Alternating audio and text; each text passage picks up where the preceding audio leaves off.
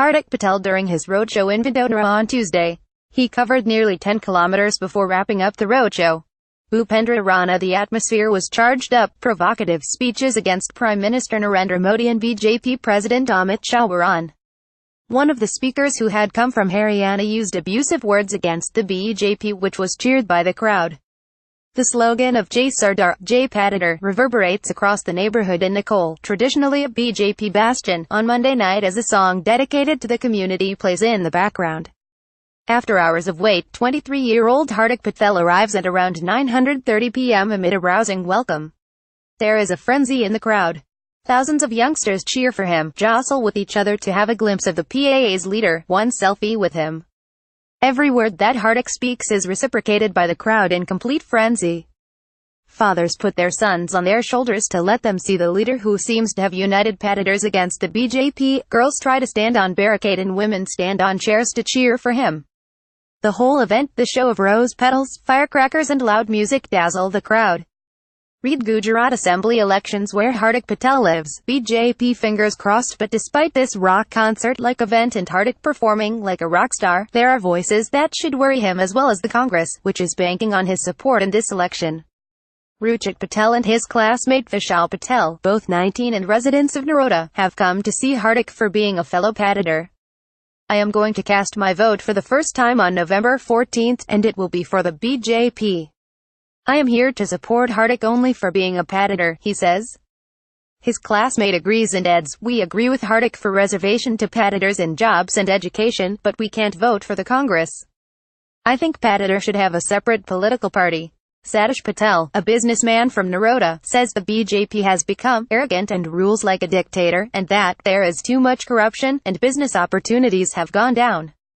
But goes on to add, "I personally think that GST and demonetization are good decisions for long term, and appreciate Modi ji for this. I have always voted for the BJP.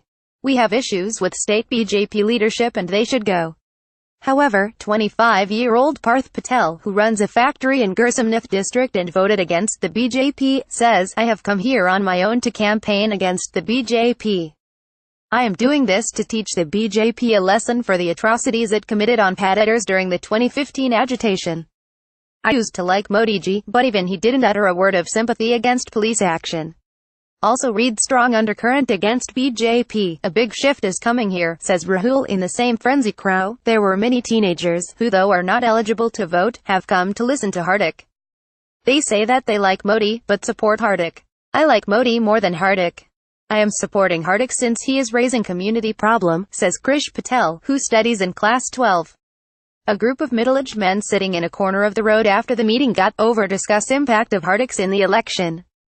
No matter how hard he campaigns for the Congress, Patidars would not support him for this. "The demand of reservation is one thing, and choosing Congress is another," says one. The group agrees in unison. They say BJP will win, but their victory margin will be enough to make them realize that they could lose the state. Also read Prime Minister wraps up reply to opposition lies, take Gujarat to new heights on the last day of his campaigning for the second and final phase of polls. Hardik on Tuesday was in Vadodara city where he receives a rousing welcome from community members as he began his roadshow from Chani to Sangam Chairasta, a 10 kilometers route. After offering floral tribute to a bust of Sardar Patel in Chani, he proceeds towards the stage set for his public meeting at Sangam Junction, standing on the footboard of his SUV and surrounded by his own security guards as well as armed CISF Jawans. On his way, Hardik meets enthusiastic Patidars who turned out in big numbers to see him. Children dressed as Chhatrapati Shivaji, Bhagat Singh, Swami Vivekanand and Mahatma Gandhi posed with Hardik. Here too, he urges the community to overcome fear and vote against the BJP.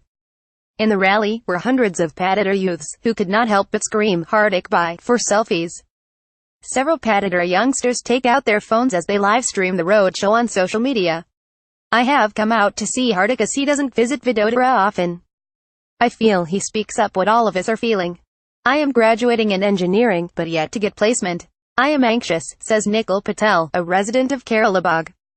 Whether Hardik has been able to change his mind about voting against the BJP, Nikhil replies, "While Hardik is speaking about real issues, we are confused about overthrowing the BJP. The fact is that Modi ji is working hard to bring growth in the industrial sector.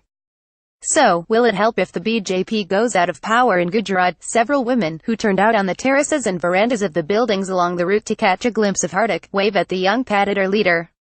Jigisha Patel, a homemaker in her late 40s, feels Hardik can bring change if he joins politics. Leaders like Hardik are necessary to question those in power. He is fearless and speaks up, which also irks the powerful. But he is right. However, his appeal to thrash the BJP in Gujarat is not a feasible idea. Their government has been in power for 22 years and they have already initiated development projects. As Modi ji has said that with the central and state governments coordinating, the state will benefit. So, we are not sure if the Congress will be able to continue the development work in Gujarat.